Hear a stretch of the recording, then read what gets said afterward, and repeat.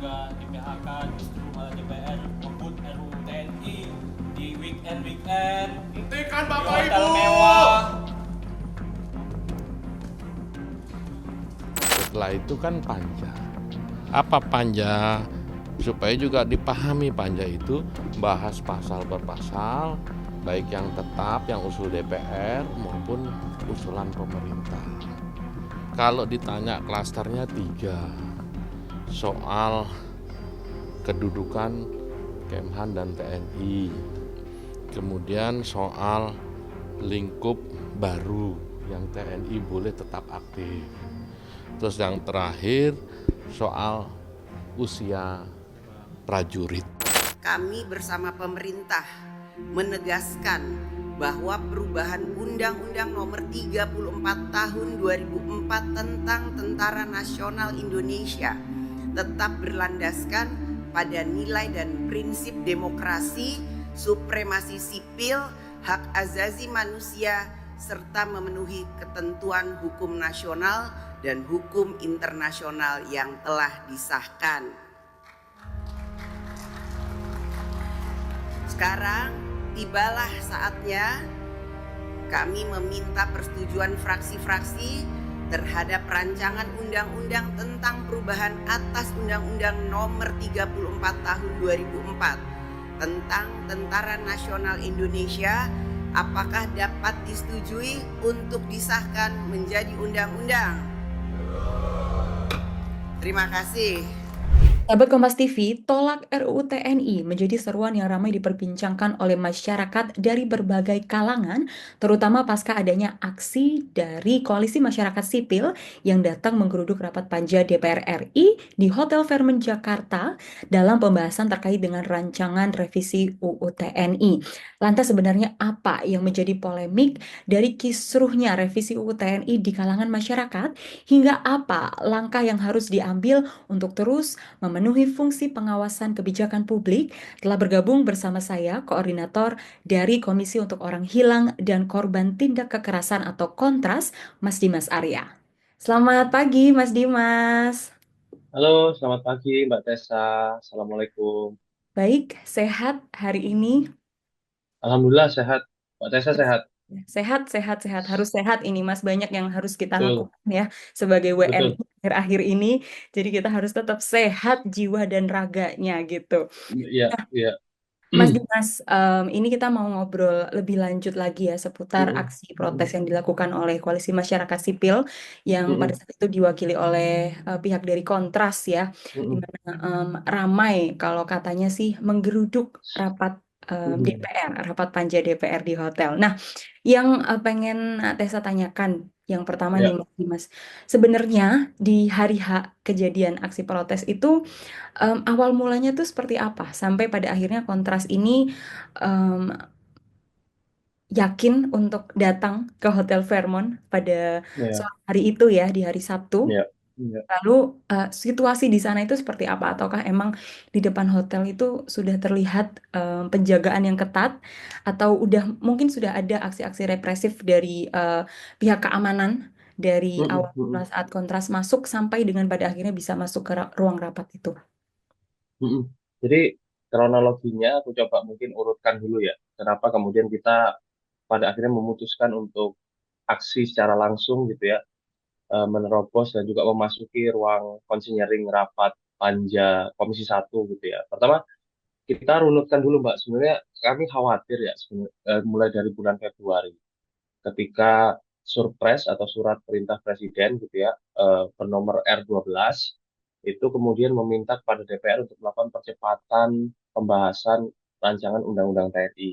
Nah, setelah proses pengiriman surat itu dan juga kemudian DPR selang sehari itu langsung menetapkan bahwa rancangan Undang-Undang TNI ini masuk ke program legislasi nasional prioritas.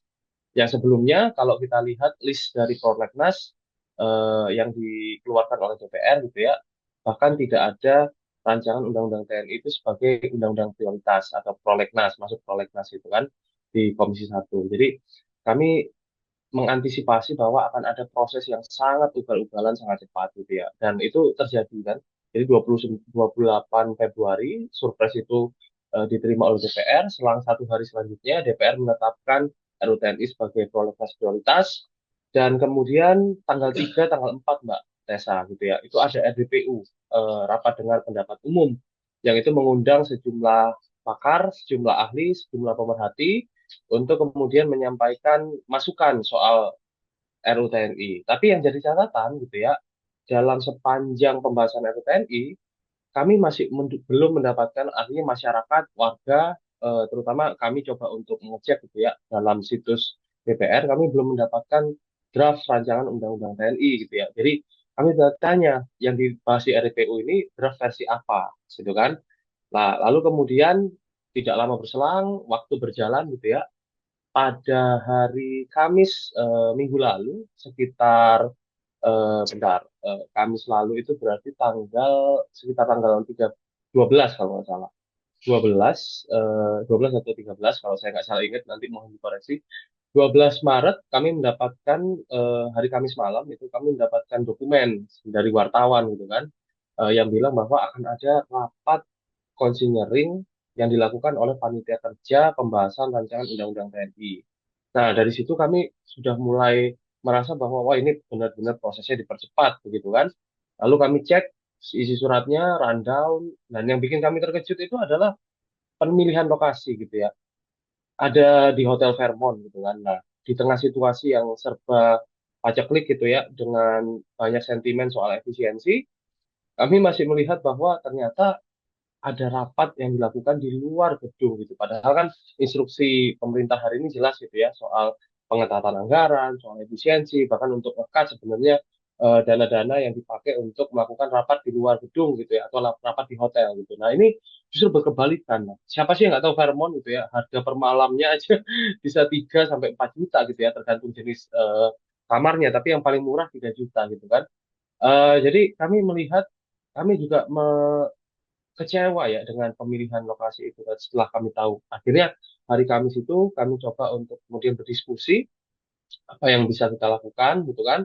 Hari Jumat kami coba untuk berkorespondensi sama teman-teman wartawan gitu ya. Kami memberikan info soal ini kepada wartawan, dan wartawan juga pada akhirnya juga banyak memberikan info juga gitu ya. Nah, baru pada hari Sabtu gitu ya, di hari kedua pembahasan RUU TNI oleh Panja, kami memutuskan untuk melakukan aksi gitu ya. Yang awalnya sebenarnya Mbak Tessa, aksi itu kami coba untuk lakukan di luar area gedung gitu ya, atau area hotel. Karena kami punya asumsi gitu ya, karena hari Jumat itu sudah ramai kan soal bahwa akan ada agenda rapat yang melakukan DPR untuk membahas RUU TNI di sebuah hotel.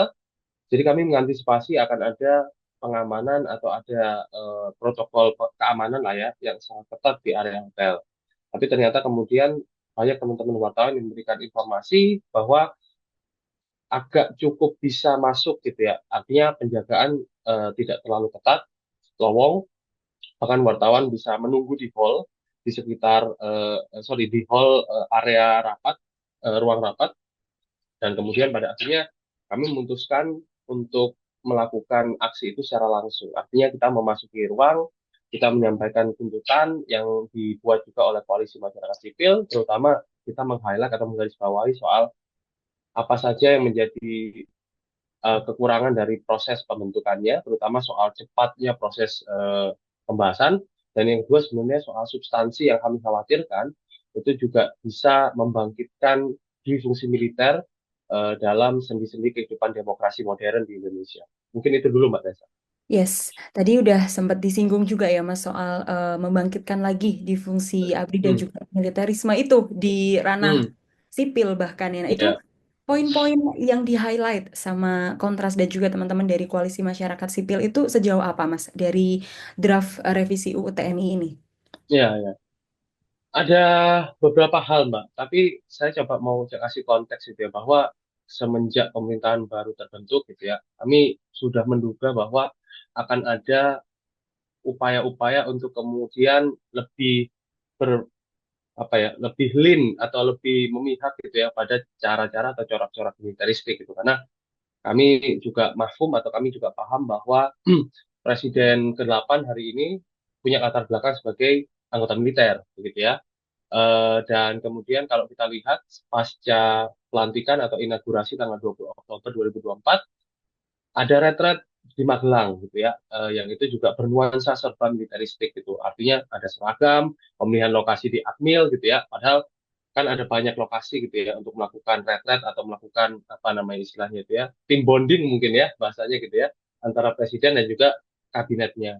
Tapi kenapa Akmil gitu ya? Jadi kami juga sudah punya bacaan bahwa akan ada karakteristik militeristik gitu ya, atau karakteristik militer yang kemudian dibangkitkan kembali oleh pemerintahan yang sekarang. Terbukti, kami coba cocokkan gitu ya dengan komposisi jumlah purnawirawan militer dalam kabinet dengan pemerintahan sebelumnya, seenggaknya dua pemerintahan sebelumnya, SBY dan Jokowi. Ternyata jumlah kabinet yang disusun oleh Pak Prabowo dengan latar belakang purnawirawan militer lebih banyak jumlahnya. Kalau Pak di era Pak SBY gitu ya, di era awal pembentukan kabinet awal itu yang berlatar belakang militer purnawirawan adalah cuma satu orang sebagai Menseskap waktu itu, Pak Sudi Silalahi. Lalu kemudian di era Pak Jokowi ada dua, Mbak. Di awal-awal era Pak Jokowi tahun 2014 ada dua kabinet gitu ya atau menteri dengan latar belakang sebagai purnawirawan militer. Itu ada Pak Ramizat Ramizat sebagai Menteri Pertahanan, lalu kalau nggak salah satu lagi itu Menteri Tejo Edi, Mbak, Kemenko Polhukam gitu ya. Jadi satu zaman Pak SBY, dua zaman Pak Jokowi, dan 10 zamannya Pak Prabowo gitu kan. Jadi kami melihat, wah ini corak militerisnya kuat sekali gitu. Jadi kami sudah tidak heran bahwa akan ada pemusatan kekuatan atau pemusatan tata kelola politik itu dalam nuansa militeristik. Termasuk kemudian adalah kami coba untuk melihat konteks kenapa RUTN ini dipercepat dan apa yang sebenarnya kami coba argumentasikan sebagai sebuah bahaya atau tanda-tanda munculnya kembali divisi militer. Pertama, dalam draft RUU seenggaknya yang kemarin saya dapatkan, itu draft RUU TNI terakhir, akan ada penambahan perluasan kewenangan dari eh, militer gitu ya atau TNI dalam konteks operasi militer selain perang. Ada perubahan di pasal 7 ayat 2 gitu ya, yang sebelumnya ada kurang lebih sekitar 14 fungsi gitu ya. Itu ditambah kemudian berdasarkan draft terakhir gitu ya, kemarin 18 Maret 2025 ada penambahan dua fungsinya gitu, yakni pengamanan siber, pengamanan ruang siber. Yang ini juga kami punya catatan apa bahayanya untuk demokrasi. Dan yang kedua adalah apa namanya itu menjaga keselamatan dan juga menjaga kepentingan nasional dan juga warga negara Indonesia di luar negeri. Nah, awalnya juga ada kewenangan lainnya nih, Mbak, dalam konteks operasi militer selain perang, yakni adalah penanggulangan narkotika. Tapi ternyata kemudian ketika pembahasan terakhir, sepertinya fungsi itu di-drop. Nah, lalu apalagi yang menjadi khawatiran kami dan argumentasi kami bahwa ada dua fungsi militer yang akan bangkit lagi gitu ya, adalah konteks pasal 47 ayat 2, yaitu terkait dengan penambahan jumlah kementerian lembaga yang bisa diisi oleh prajurit aktif gitu ya. Nah, saya kemarin coba baca lagi Mbak sebenarnya risalah pembentukan Undang-Undang Nomor 34 Tahun 2004 atau Undang-Undang TNI gitu ya yang lama. Di situ sebenarnya ada perdebatan bahwa seharusnya TNI itu dibatasi dalam ranah sipil gitu ya, dibatasi perannya dalam ranah sipil. Tapi mungkin yang bisa dipertimbangkan adalah kewenangan-kewenangan dalam konteks tanggap bencana gitu ya, dan juga area-area pertahanan lainnya. Nah, tapi kemudian ada semacam win-win solution waktu itulah ya, yang kemudian membuat ada 10 lembaga yang bisa ditempati oleh prajurit aktif.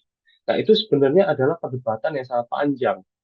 Harusnya dalam tata kelola demokrasi, peran militer dalam jabatan aktif atau peran militer dalam urusan sipil itu harusnya dibatasi semaksimal mungkin sebagai sebuah bentuk civilian control terhadap militer gitu ya.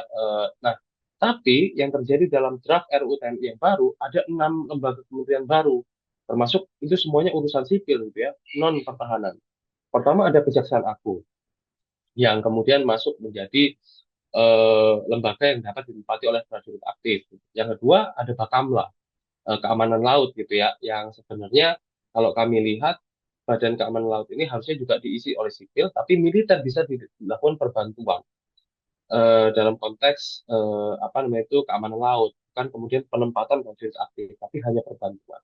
Nah yang ketiga yang ini sebenarnya juga sudah di drop, alhamdulillahnya gitu ya, dalam draft terakhir adalah Kementerian Kelautan dan Perikanan gitu. Nah, untungnya ini di drop, Mbak. Kalau enggak, ini mungkin bisa jadi tumpang tindih dengan kewenangan dari KKP, kewenangan dengan Polairut dan lain sebagainya. Nah, dan yang juga kami soroti adalah Mahkamah Agung. Meskipun penempatan prajurit aktif dalam Mahkamah Agung sudah ada dalam undang-undang yang lama, tapi di undang-undang yang baru masih dipertahankan gitu ya. Eh, yang kami coba untuk pertanyakan adalah apa urgensinya ada penempatan militer dalam lembaga kekuasaan peradilan atau kekuasaan kehakiman. Padahal dalam konteks pembagian kekuasaan, seharusnya lembaga yudikatif atau lembaga kehakiman itu punya independensi. Menjadi sebuah ruangnya kelompok sipil untuk melakukan kontrol terhadap jalannya pemerintahan. Gitu. Nah, itu Mbak yang jadi keresahan kami. Ditambah lagi sebenarnya adalah sejumlah kasus-kasus pidana yang melibatkan anggota militer yang itu tidak diadili sebagaimana mestinya gitu ya. Dan kemudian semakin banyak kemudian memberikan celah terjadinya impunitas kepada anggota militer gitu ya. Nah, seharusnya kalau DPR ini juga paham, selain kemudian melakukan perbaruan atau ya pembaruan gitu ya atau perubahan terhadap Undang-Undang TNI yang juga urgent sekali atau mendesak sekali hari ini adalah revisi Undang-Undang 31 tahun 97 yaitu soal peradilan militer supaya Undang-Undang Peradilan Militer itu juga bisa memberikan sebuah mekanisme hukum, sebuah ketetapan hukum gitu ya kepada prajurit TNI yang melakukan pelanggaran pidana di Indonesia. Kurang lebih gitu, Mbak Tessa. Ya, itu keresahan yang dicoba untuk disuarakan gitu ya, Mas, oleh Betul, betul, teman-teman Kontras dan teman-teman koalisi betul. masyarakat sipil. Nah, yang jadi notes juga nih, Mas, waktu Ya, pada akhirnya wartawan bisa menemui DPR setelah aksi protes itu kan. Lalu ya. kemudian ada yang memberikan statement kalau misalnya Kontras ini menolak adanya audiensi ataupun adanya pemanggilan gitu ya kasarannya dari Hmm. pihak DPR. Nah, itu sebenarnya seperti apa sih, Mas? Iya, kami coba ceritakan dulu ya, Hmm. secara runut dan juga mungkin mengkonfirmasi gitu ya. Nah, intinya begini, sepanjang kita sudah dapat gitu ya surprise, lalu kemudian DPR melakukan apa namanya itu percepatan dan memasukkan Undang-Undang TNI menjadi prolegnas prioritas, kami coba melakukan atau memberikan surat terbuka, Mbak, gitu ya. Itu pada tanggal sekitar tanggal 4 Maret 2025 gitu ya. Kami memberikan surat terbuka, kami menyampaikan surat terbuka gitu ya, dan pada tanggal yang sama itu ada RDPU. Nah, RDPU yang kemudian diwakili oleh teman-teman dari Setara Institute dan juga oleh Sentra Inisiatif begitu ya. Sentra Inisiatif dan Imparsial. Jadi dalam konteks pembahasan RUU TNI, kontras sama sekali tidak pernah diunduh oleh DPR RI, terutama Komisi 1, untuk melakukan pembahasan, pengayaan, dan juga memberikan pandangan gitu ya, apa saja yang mungkin menjadi keresahan dari kontras gitu. Itu satu. Nah, yang kedua, ketika kemudian kami memasuki ruang rapat, konsinyering panja gitu ya, kami menyampaikan gitu ya, meskipun cuma 1 menit kan Mbak, habis itu kemudian diminta keluar atau bukan diminta keluar, sebenarnya didorong oleh protokoler gitu ya dan juga oleh security sehingga kami kemudian harus keluar dan hanya bisa menyampaikan pandangan atau aspirasi itu di luar ruangan rapat gitu. Nah, setelah itu kemudian kan ada pernyataan dari Wakil Ketua DPR gitu ya, yang menyatakan bahwa kalaupun kontras ternyata mau masuk atau memberikan undangan untuk bisa masuk dalam konseling, ya kami persilahkan gitu. Tapi saya rasa itu pernyataan yang kepalang tanggung. Artinya gini, itu pernyataan orang yang sudah ke-gap gitu ya, atau orang yang sudah ketahuan melakukan sesuatu yang punya itikat buruk gitu kan.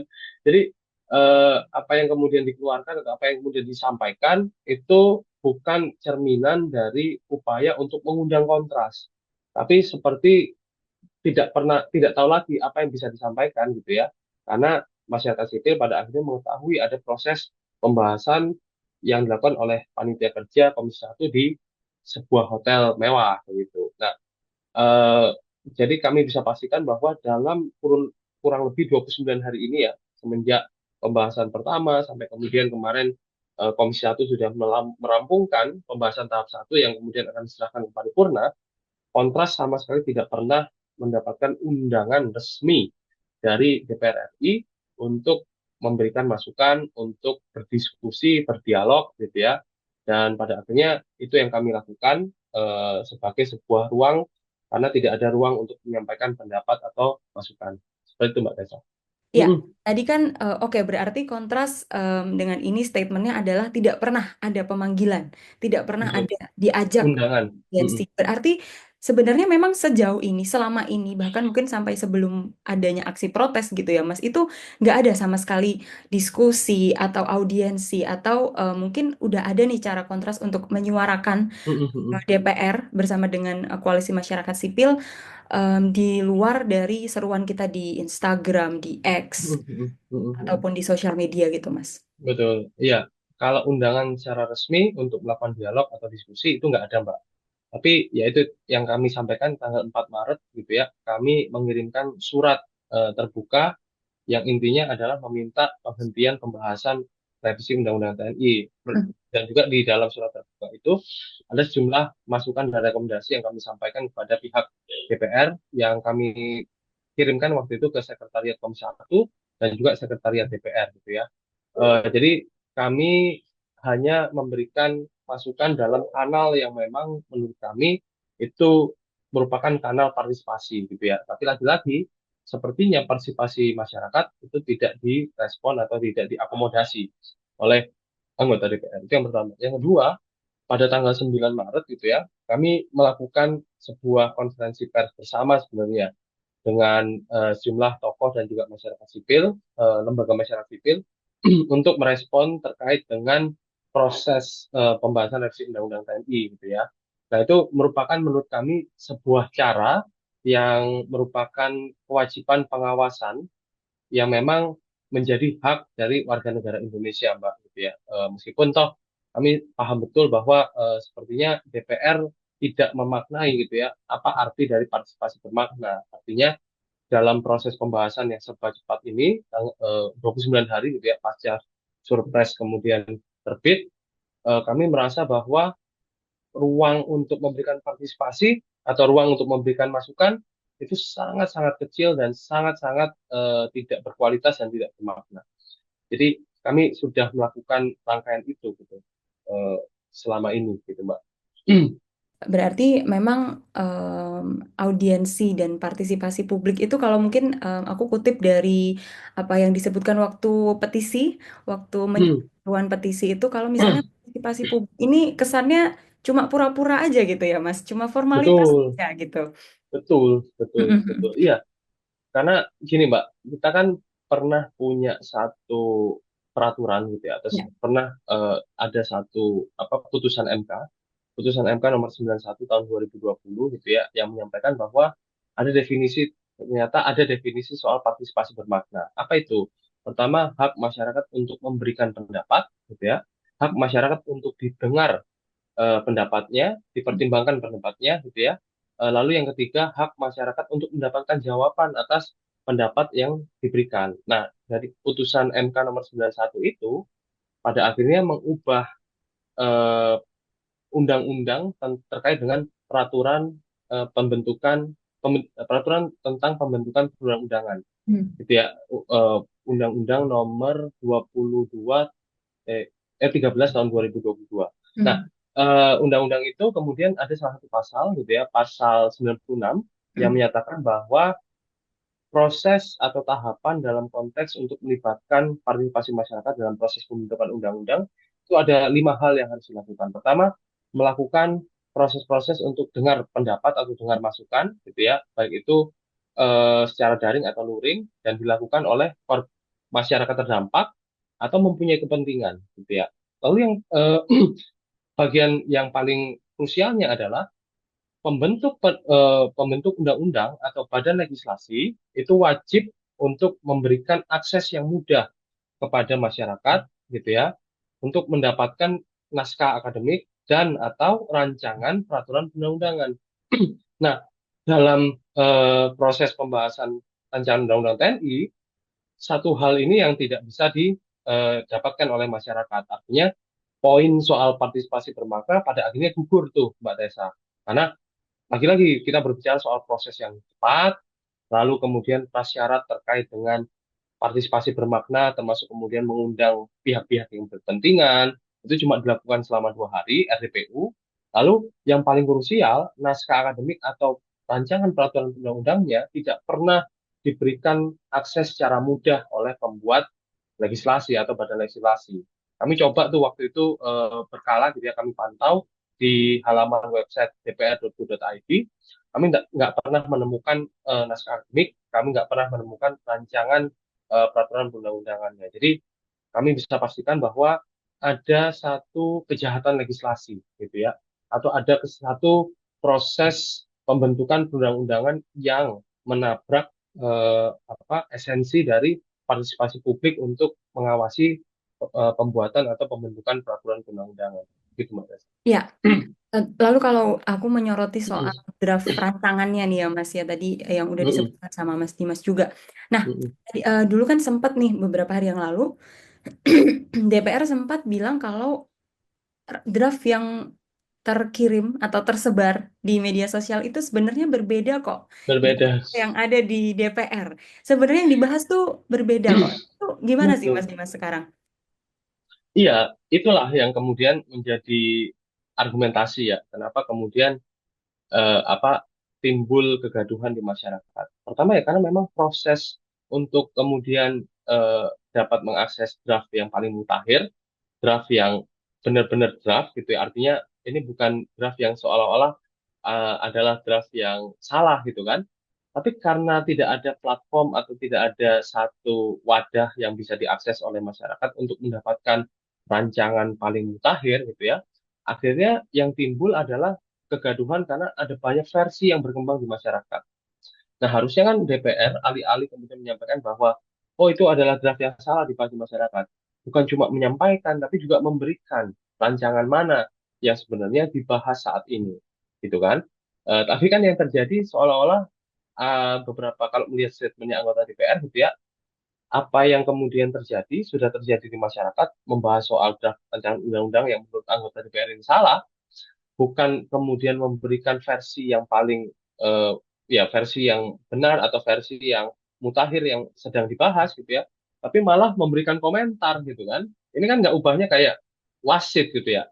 Dia ngelihat ada proses yang salah di masyarakat, dia cuma komentar gitu kan. Dia sudah kayak pandit sepak bola gitu. Padahal kan kewajiban badan legislasi atau apa anggota dewan gitu ya, wajib hukumnya untuk bisa memberikan kayak semacam informasi kepada masyarakat terkait dengan proses pembentukan undang-undangan, Mbak. Gitu. Nah, yang aku lihat yang terjadi belakangan ini, terutama soal RUU TNI, kegaduhan ini tercipta justru karena kesalahan dari badan legislasi kita atau DPR kita, karena tidak bisa provide atau tidak bisa menyediakan undang-undang atau rancangan undang-undang yang memang sedang dibahas atau tengah dibahas.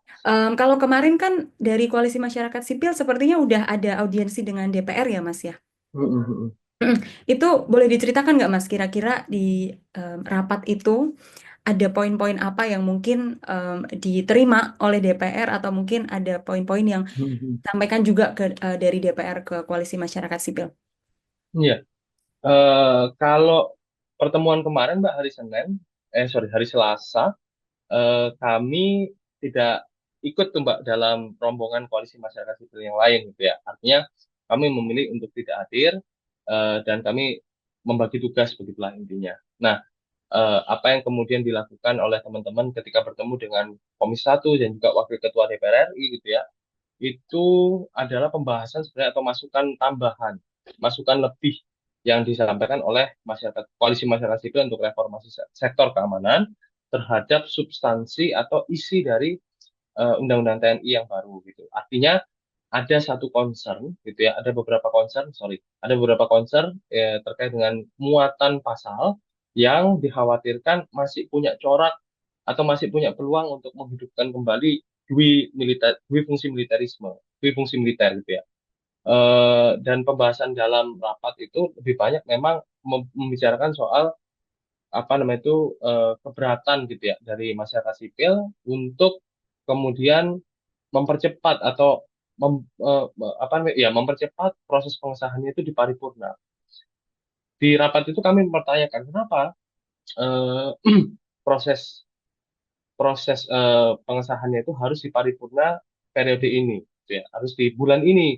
Kenapa nggak kemudian diperpanjang untuk kemudian dibahas lebih dalam, dibahas lebih cermat, dibahas lebih hati-hati, gitu ya, supaya produk undang-undangnya ini lebih baik, gitu ya. Kami bukannya anti terhadap pembaharuan kewajiban dari Tentara Nasional Indonesia, tidak.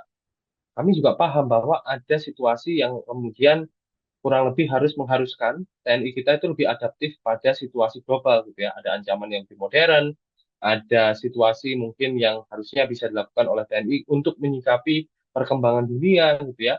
Tapi yang harus kita pastikan adalah batasannya, begitu ya. Jangan sampai kemudian modernisasi peran TNI atau pembaharuan peran TNI untuk beradaptasi dengan situasi global itu menjadi celah gitu ya, menjadi celah bahwa akan ada situasi-situasi yang kemudian dapat terjadi dan itu kemudian membuat TNI ini tidak pada prinsip utamanya atau tidak pada kewajiban utamanya, fungsi utamanya sebagai alat pertahanan.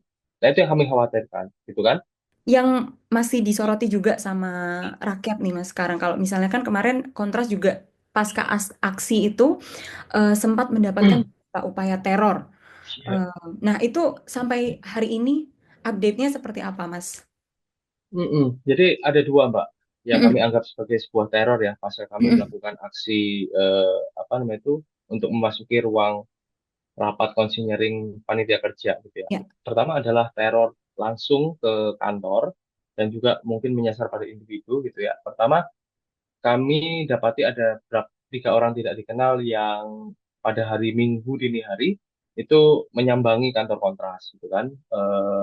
Mereka mengaku sebagai media, tapi ketika kami coba untuk tanya media mana, mereka tidak menjawab dan langsung pergi gitu ya. Dan kami lihat profilnya sangat-sangat mencirikan sebagai anggota gitu lah ya, anggota TNI gitu. Nah, lalu di saat yang bersamaan ketika ada tiga orang tamu atau orang tidak dikenal datang, salah satu staf kami HP-nya atau handphonenya itu mendapatkan panggilan dari nomor tidak dikenal sebanyak 3 kali gitu ya. Nah, setelah kami coba cek melalui aplikasi untuk identifikasi nomor, ternyata nomor tersebut terafiliasi dengan anggota Den Intel atau detasemen Intel dari Kodam atau Komando Daerah Militer gitu ya, Kodam Jakarta.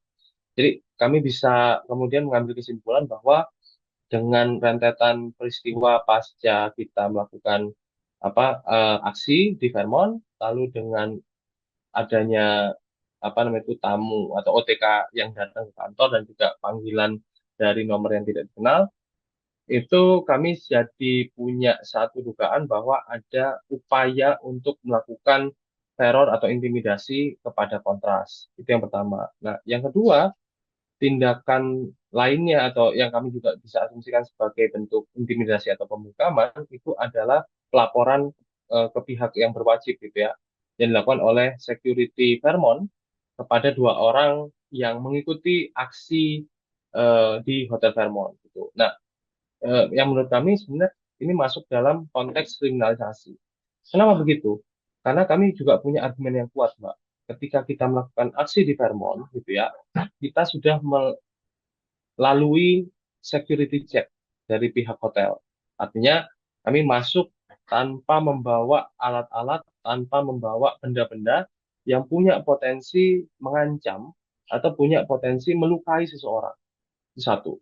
Yang kedua, delik pasal yang disangkakan dalam laporan polisi itu adalah pasal 335, yaitu perbuatan melawan penguasa, gitu ya, yang itu sebenarnya sudah inkonstitusional, artinya sudah dibatalkan oleh MK, dan dia sebenarnya juga harusnya dilaporkan, konteksnya adalah delik aduan yang dialami langsung oleh orang yang merasa terancam dalam hal ini anggota DPR.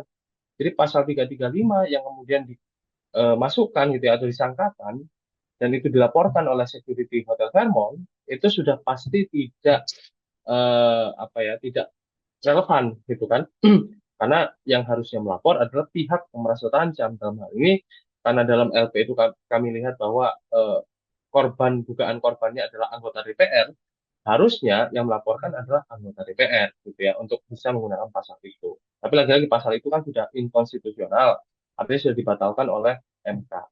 Dan kami juga melihat bahwa dua rangkaian proses ini merupakan bentuk intimidasi gitu ya, karena kami sudah menggunakan hak wargaan kami untuk melakukan sejumlah dorongan kepada lembaga-lembaga pemerintahan dan juga lembaga DPR. Seperti itu, Mbak Tessa. Ya, dan kalau yang terakhir kan mungkin kemarin terakhir Kontras itu bilang kalau menolak hadir ya Mas Mm-mm. atas pemanggilan Mm. dari Polda Metro Jaya terhadap laporan itu. Nah, ada update Mm-mm. nggak Mas tentang itu? Iya, sejauh ini kami belum mendapatkan update tambahan, tapi Mm-mm. artinya hari Selasa kemarin gitu ya, kami sudah mengirimkan surat balasan yang berisi penolakan kami untuk menghadiri klarifikasi karena ada dua pertimbangan. Pertama soal eh, terma atau istilah klarifikasi itu tidak dikenal dalam Kitab Undang-Undang Hukum Acara Pidana. Jadi kami tidak mengerti apa yang kemudian diminta gitu ya oleh Polda Metro Jaya untuk melakukan klarifikasi gitu. Itu satu. Yang kedua, jangka waktu pasca pengiriman surat dan juga pemanggilan itu hanya berselang 2 hari, Mbak. Sementara dalam ketentuan Undang-Undang Hukum Acara Pidana, minimal itu harus 3 hari semenjak undangan itu diberikan kepada pihak terlapor, begitu ya. Jadi kami rasa kami punya alasan untuk melakukan penolakan itu, gitu ya. Dan sampai saat ini, setelah kami menyerahkan surat balasan itu pada hari Selasa kemarin, kami masih belum mendapatkan balasan apapun dari pihak kepolisian. Ya, berarti ini masih sama-sama menunggu ya Mas. Apakah nanti Menunggu. akan ada update lagi dari pihak kepolisian atau mungkin dari pihak pelapor yang nanti akan memberikan apa lagi nih setelah ini nanti mungkin teman-teman Kontras. Tapi Iya, Mbak. sampai hari ini teman-teman Kontras semuanya aman ya Mas ya? Ya, alhamdulillah aman gitu ya. Kami masih waspada dalam artian dengan situasi seperti ini tuh kan, kami jadi teringat kasus yang waktu pernah menimpa salah satu akademisi Ya. yang dianggap melakukan penghinaan terhadap institusi TNI gitu ya pada tahun 2019. Jadi waktu itu situasinya sangat-sangat menegangkan gitu ya, dan kami merasa bahwa karena ini kami coba untuk mengadvokasi rancangan undang-undang TNI gitu ya, kami mungkin akan coba dengan situasi seperti ini akan sangat-sangat waspada gitu ya. Waspada dalam artian meskipun kami waspada, kami tidak mundur sedikit pun untuk tetap menyuarakan dan juga mendorong sebenarnya penolakan terhadap revisi Undang-Undang TNI yang akan disahkan gitu ya. Karena memang prosesnya sangat-sangat ketat dan substansinya juga masih ada yang bolong. Jadi meskipun dengan rentetan intimidasi, rentetan teror, dan juga bentuk-bentuk tindakan-tindakan tidak terlihat lainnya gitu ya, kami rasa kami masih punya satu motivasi untuk tetap mengawal dan harus mengawal bersama dengan masyarakat lainnya agar supaya kehidupan demokrasi kita lebih baik, Mbak Tessa gitu ya. Dan kita tidak mundur lagi ke belakang gitu ya. Kita tidak apa namanya itu ya mengambil lagi sebuah sejarah kelam yang sudah kita kubur gitu kan.